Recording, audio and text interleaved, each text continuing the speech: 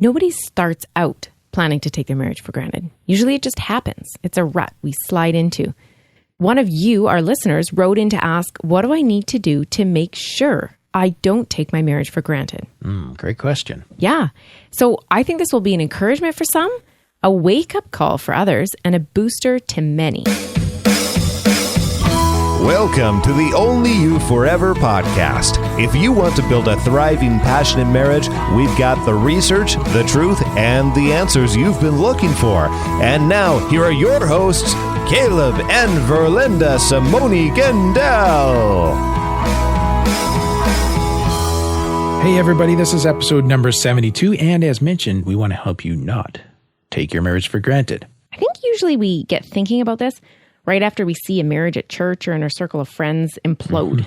And it's like, whoa, never saw that coming. And then you kind of panic about your own marriage for a while, like, ooh. Yeah. I've been slacking off too. Yeah. Yep. And, you know, whatever, there can be 100 reasons why we fall into the rut of taking our marriage for granted. Indeed. But before we get there, we had a listener from Switzerland leave us a review. Oh, cool. Yeah. It was actually a little while ago, but I hadn't checked foreign reviews for a while. So it says, good podcast by Yelia2345 from Switzerland on May 28th. Oh, wow. Hi, I'm not a believer in Christianity, but I still like your podcast because it doesn't just help Christians, but also aim at any people in a couple relationship. Thanks for this good listening. That's good. That's awesome. Yeah. Thank you for that, Yelia. I hope I am saying your name fairly correctly. Probably not. If you're listening. My apologies if I'm not. All right, so let's talk about taking marriage for granted. So there's a lighter side to this, and we'll throw this link in the show notes. But I found an article on The Telegraph, which is a UK paper, which says they surveyed like a couple thousand people, I think it was. Yeah. And talked about taking marriage for granted starting on average 3.5 years into your marriage. Okay. And they list they list 50 items, which are kind of funny. Top sign, number 1, opting to sleep rather than having sex. Number 2, lack of date nights. And they kind of go on. There's a few different things there. Number 7, dressing down in tracksuit bottoms before the other half gets home, which I thought was kind of funny.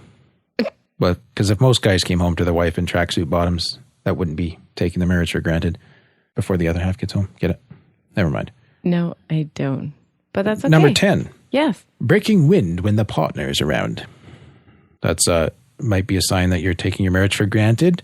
Number 21 was good. Wearing granny pants.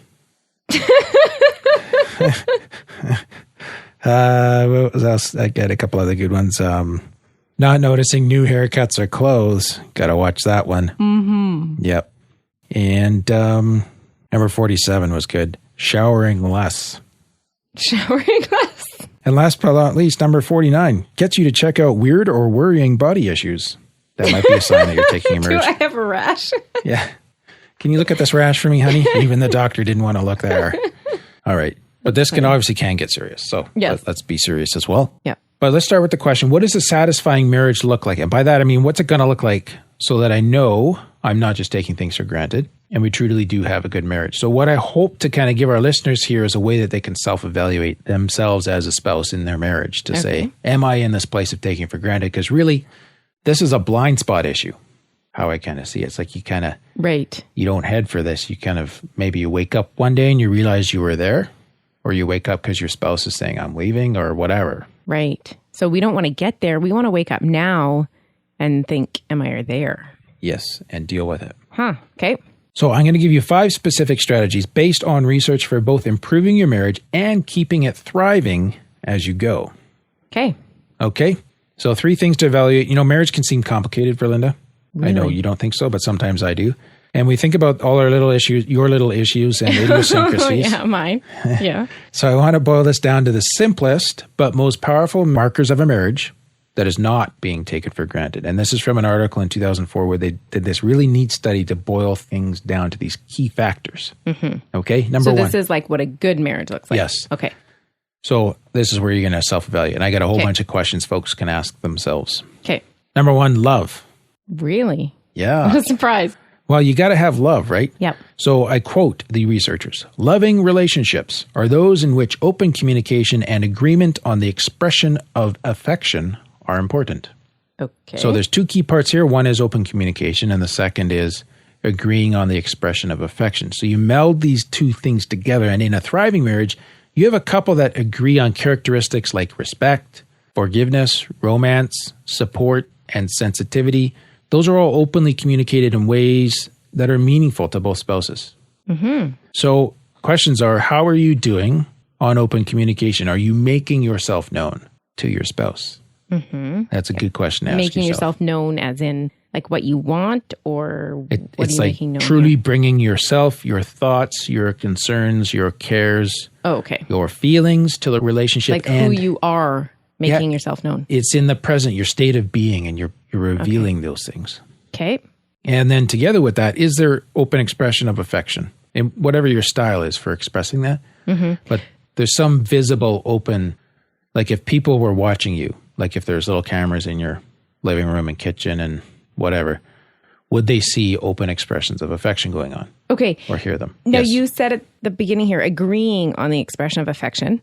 Does this just mean showing it no matter what style you are, or agreeing as in you both use the same style? No. You don't have to use the same style, but Just you're agreeing that sensitive. it's important.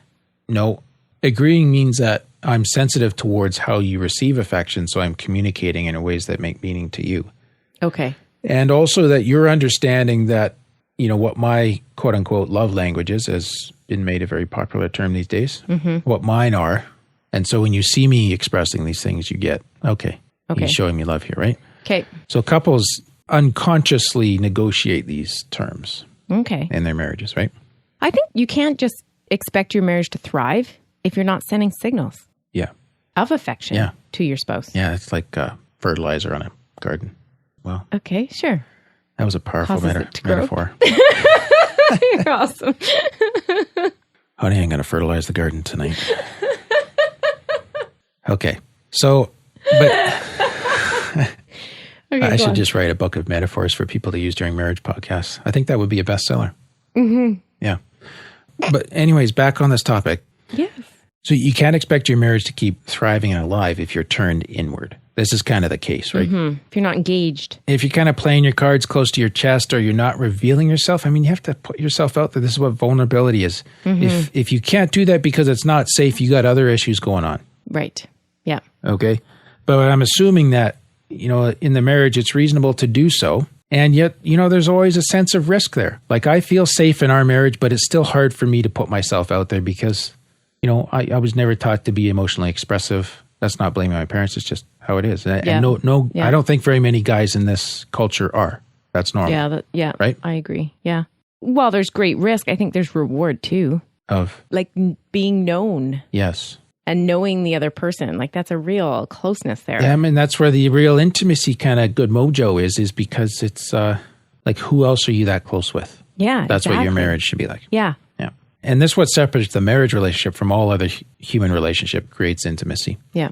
So this first point for self-evaluation then, about thinking about your marriage and asking yourself, am I taking for granted, is this subject of love based on open communication and agreement and the actual activity of expressing affection? Okay. Good one? So am I showing love? Yeah. Yep. Number 2, loyalty. So this follows right along because you can imagine that if you're going to bare your soul, you want to choose to do that with a person who is totally loyal to you. I mean, Yeah. it's the only safe way to do it, right? Yeah. Loyalty then is based on a few things. 3. Number 1, lifetime commitment to the marriage. Yeah. Like that has to be there. It's critical. Yeah. And so you need to be a person, and you can ask yourself, am I a person that my spouse sees as being totally committed to the covenant that I've made before God, and a person who's committed to keeping my vows? Yeah. So you don't have a wandering heart or a wandering eye. Mm-hmm. And your loyalty translates into commitment, which translates into behavior so that your spouse sees the commitment.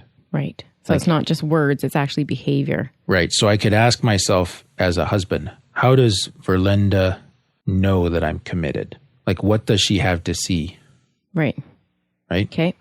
Now, if you see me passing comments to buddies about women walking by when we're kind of in a group setting and they're at the mall or whatever, then I'm sending a signal that the commitment is questionable. Because you're looking elsewhere. Right. This is where it gets very practical, right? Mm-hmm. And so that, you know, it's really a moment to pause and ask myself, you know, does she get a clear reading from me that I'm committed? Right. Okay. Number 2, as part of this loyalty thing, is loyalty itself, loyalty to your spouse. And by that, I mean specifically that you'll defend your spouse so that you point your heart at your spouse. Like defend your spouse. If someone says something about them, you're going to speak up. Yeah, like this is the number 1 person that I'm with. Like you're more important to me than my parents. You're more important to me than my children. Okay. And so one of our earliest episodes, number 2, for example, has the title, When Did You Divorce Your Husband and Marry the Kids? And we're just asking, we're challenging the helicopter parenting idea, right? And it takes a kind of clear shot across the bows of that child-centered parenting culture that we're in. Yeah. So there's an abundance of marriage that says, marriage research that says, if you take care of your spouse as number 1, it's actually better for your kids than if you make your kids number 1. Yes. Yeah. Good? Absolutely. So that's just showing loyalty too. Like you are number 1. Yes. Like when you make the kids move over so I can sit by you. Like, oh. Nice. Yeah. And so implied in all of this too then, and we've alluded to this, is strong moral values. Because if loyalty is important to marital success, then this is obvious as well. You got to have strong moral values. So if you want to create uncertainty and suspicion and jealousy and anxiety within your marriage relationship, just have low moral values. Right. Yeah. Related to your marriage. Yep. Right? Works every time. But if you're trying to build a marriage that is solid as a rock, this is a key feature. The strong moral values. To have strong moral values. So lifetime commitment, loyalty to your spouse specifically, and strong moral values. Those are all components that create the second piece, loyalty within marriage, which shows that's a feature of a healthy marriage. So that's something we can ask ourselves about as well. How's my loyalty doing? Yep. So the third key marker is shared values. In a more traditional marriage, it's particularly important actually that you share these values. You know, sharing the values as a value itself helps improve marital satisfaction because you're both pulling together when you're sharing those values. Yeah. And I don't have a whole lot to say about this other than it's very important that you get these things out into the open, like the actual values. What are they? So often if I see a couple just gridlocked on an issue, one of the spouses has a value in there somewhere that may never have been explicitly stated, but it's super important to him or to her. So for example, let's say you have a couple, they're always fighting over money. Well, maybe it's never been said out loud, but for one of you, having some savings tucked away is a deeply held value because of the insecurity and instability in your childhood that was always brought about by financial shortages. So now there's this profound need or like incredibly strong value that I must have some savings tucked away because I never want to go back to that stress, that tension, that anxiety that I had all through my childhood. Yeah. And maybe you made a vow to yourself you would never put your family through what you went through. So you have this deep value, but the question is, have you shared it? Oh, so you need these shared values. Well, expressed. Otherwise, how are they shared? Yeah. Right? Yeah. And giving your spouse that opportunity to see how much it means to you.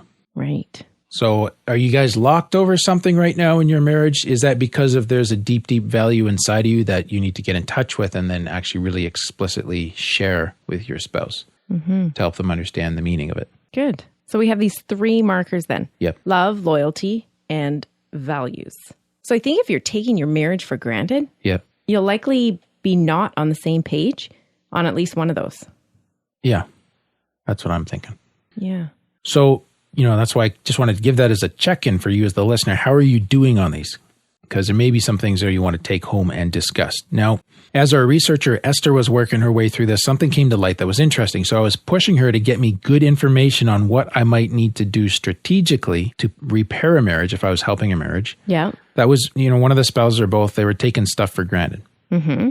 And then what were the things I wanted to know too that I might have to do as a matter of routine as a husband to preserve my marriage from being taken for granted? Okay. Right. So what's interesting... So how to fix and how to preserve. Preserve, yeah. Okay. Yeah, thanks. So what's interesting is that the same behaviors are required, whether you're being strategic about rebuilding or restoring your marriage, or if you're just wanting to keep it thriving and engaged. Interesting. Yeah. And so the research shows that when you're coming at this and you're either trying to fix or maintain, that you might start off with strategic behaviors. So you might be very purposeful or intentional, and then you might make them more routinized over time. Yeah. And ultimately, marital satisfaction over the long term is better predicted by routine behaviors than sort of emergency interventions. Right. That makes sense, right? Yeah. So whether you're kind of fixing something or keeping it fresh, it's the same behaviors. What you don't want, though, is the roller coaster. You want to create, use, and keep these behaviors alive in your marriage so that there's consistency. So what's the roller coaster? Like, oh, I need to do this, and you work on it for a bit, and then it's like, I panic about my marriage for a couple months, and then I just take it for granted for several months and then I panic about it again. Right. So you want to work these in. I mean, this is kind of what we talked about, even Fly Lady, like keeping house. If you don't have the routines, it goes back to chaos. Yes. So you need to build these routines even into your marriage. Yeah. Alrighty. Go on. So when we're talking about these behaviors, and we're gonna give some ideas for them that are really practical, and you're wondering, are these really going to help my marriage? Well, I'm going to give you an answer to that at the end, but let's go through the behaviors first. And I don't want to spend too much time on each of these, but just to mention them to give some ideas to our listeners. Okay. Okay. So try to pick one or two of these that you'll admit that you can brush up on. Mm-hmm. All of us can do something. And then think of something you can do or say or commit to today so you can bring this into your marriage today. So let's make this happen. Yeah, this isn't like pie in the sky. No. Number one, and I've got 5 things here. Okay. Assurances. So this is marriage 101. Okay. Very basic. Say, I love you. Verlynda, I love you. Thanks. Yeah. That just made me feel so special. I was just doing it for the podcast. Yeah, I know. I was just saying that for the podcast. Okay. Well, that was genuine. So remind me to do it genuinely afterwards. But here's the point. I'll remind Be a you. spouse that regularly assures your spouse of your love. Yeah. So the other day, you and I had a little conflict going on, actually over blog posts on Only You Forever, ironically. Mm-hmm. And you said to me, even though I'm angry at you, I want you to know that I still love you. And that meant so much. Well, that's funny that you say it meant so much because you just kind of went, huh. And I thought, oh. And I wasn't sure what to say. There you go. That's funny. Okay. Yep. So assurances, we got to put the signals out there. Mm-hmm. Like this is, you got to say this, right? You're not going to fish. What? I'm skipping that part of the notes. That's private. Okay. Number 2, conflict management. Mm-hmm. So maybe kind of related to the above, but you got to manage your conflict. Mm-hmm. As in do something with it. Apologize if you're wrong.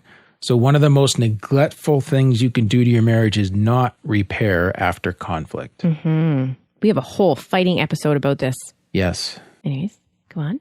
So you got to fix things up and you got to be sure to cooperate during agreements. So if you've got some outstanding stuff that you need to go back to, well, I'm encouraging you to go back to it.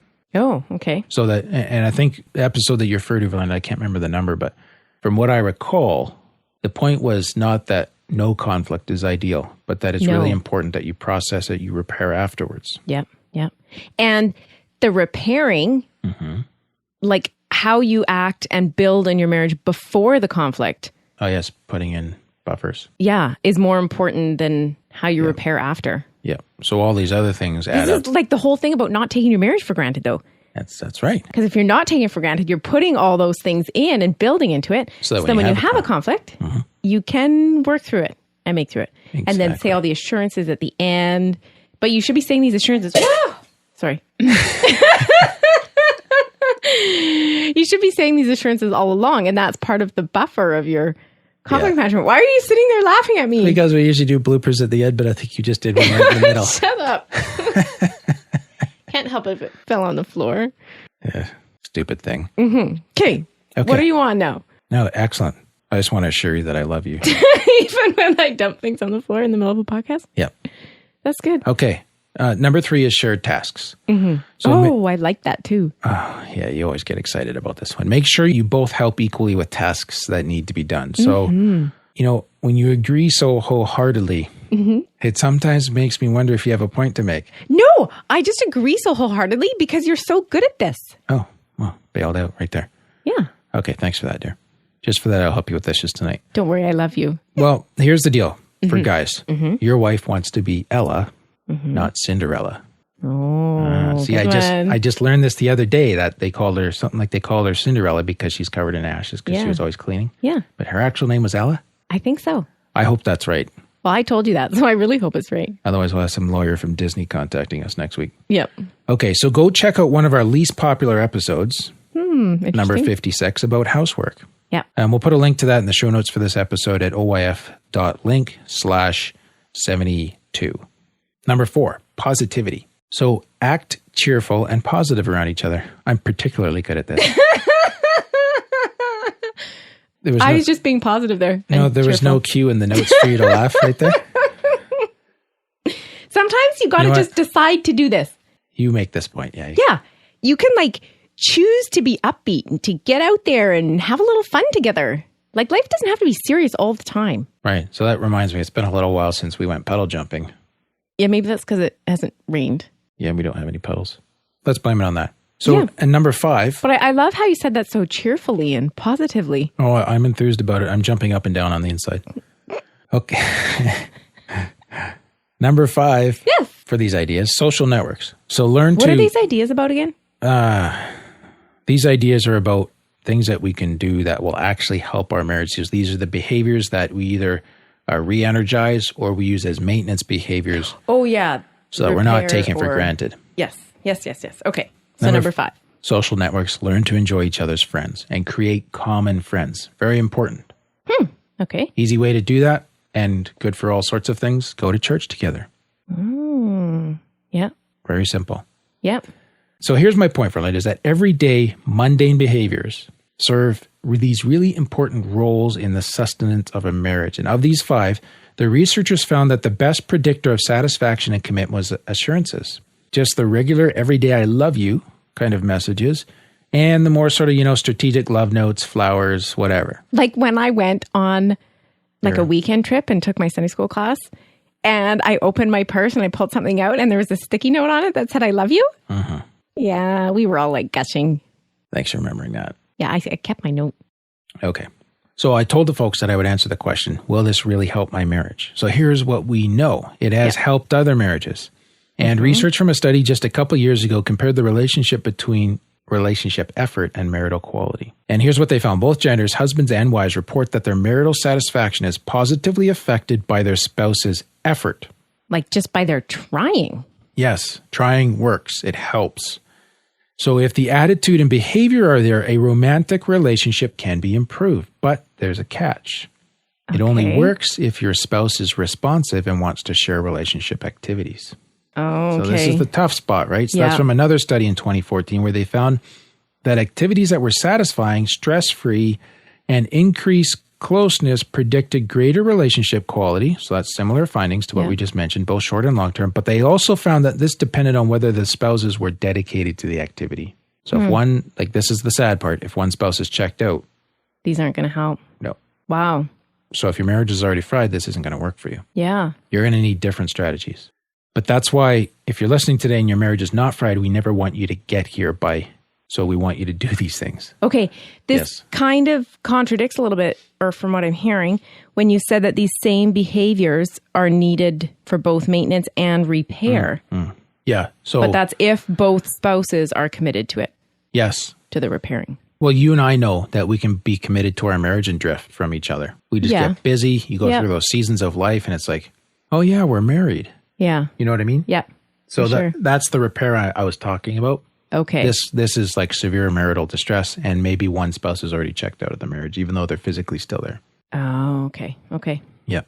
So that calls for more. Yes. And I don't want, if you're listening and you're in that category, I don't want you to feel hopeless. Good, well-executed marriage counseling using a model like emotionally focused couples therapy, it's a modality that I use, has a strong success rate for recovering very, very distressed marriages. So there is hope, there is help. But if your marriage is just suffering from a little neglect and you both have been taking it for granted and you want to rekindle those embers, use the content we've given you in this episode. If you need more tools, make sure that you sign up for our email list. And you can do that on our site or by sending a text message to 9292 spouse. And what we do there is we'll send you a link to bonus content we've created in the past, but we'll also get you onto a short series of emails where we point you to our best content and introduce you to our limited access Talk to Me 101 e-course. And that is a communications course for couples that's really going to help you understand each other better and deepen your intimacy. And once again, you can get access to all this by sending a text message to 9292 spouse. We'll get you signed up by requesting your email address. And just remember that message and data rates may apply from your cellular carrier. This is a U.S. number that we use. Mm-hmm. So if you've been taking your marriage for granted, or you want to make sure you don't, make sure you bookmark this episode. Keep it in your favorites. Listen to it a couple times. Be sure to subscribe to our podcast in iTunes, not just this episode, but stay subscribed as we keep delivering this great content to you week by week. We really, really want to help folks build thriving, passionate marriages. Mm-hmm. And speaking of weeks, Next week, we have a fun title. Mm-hmm. Yeah. The 3 best ways to ruin your wife's day. Yeah, but don't worry, ladies, because the week after is the 3 best ways to ruin your husband's day. You can't do that. Oh, I'm sure I can. Well, yes, indeed. So we hope you'll find those episodes a lot of fun, as well as really helping you actually not ruin your spouse's day. That's Absolutely. the point. Yeah. Reverse psychology, pretty smart, hey? Mm-hmm. So that's all for today's episode. You can get the full show notes at oyf.link/72. Remember, we're here to help build thriving, passionate marriages. You can help us reach more people by leaving us a review on iTunes. So if you haven't done so, please pull up iTunes on your computer or laptop and leave us a review. We'd appreciate that very, very much. Thanks. And we'll see you next week. Thank you for listening to the OnlyYouForever.com podcast. Please help us reach and influence a wider audience by rating and reviewing our podcast at OnlyYouForever.com/love. Thanks for listening, and we'll see you next week.